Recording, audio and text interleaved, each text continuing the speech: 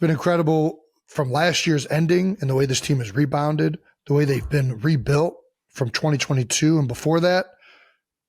It's a tip of the cap for Howie Roseman.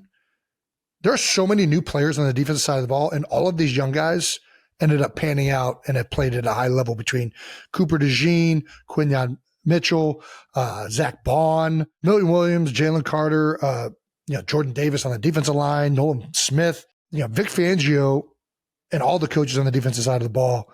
And it didn't start great. Coming off of a year where they finished 7-8.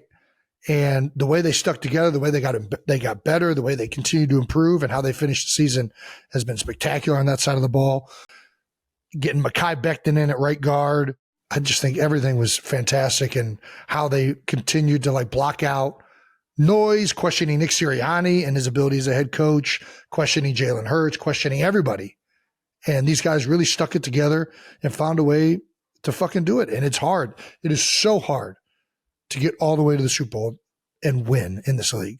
I just think this is such a huge moment for all of these guys that came up short 2 years ago that were there, and how they built this thing in the 2 years since. And it makes being a former Eagle extremely proud. And I think the entire city obviously means a lot. Do you want me to cut all that, Travis? You look like you're just No, it's your dude. You're allowed to have your world, your legacy, your word. You're allowed to have that. You can be happy for your former teammates. Don't let what happened to me, make you feel any less proud of what you've helped build. I didn't help build shit. They did this on their own. I'm not a part of this. Yes, you did.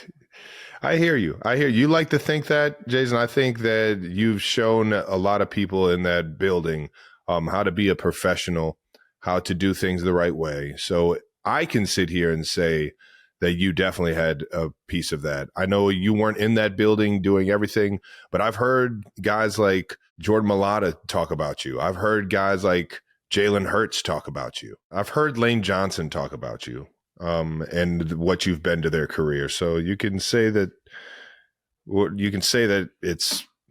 you had nothing to do with it, but bits and pieces of who you are still living and breathing in that facility for sure.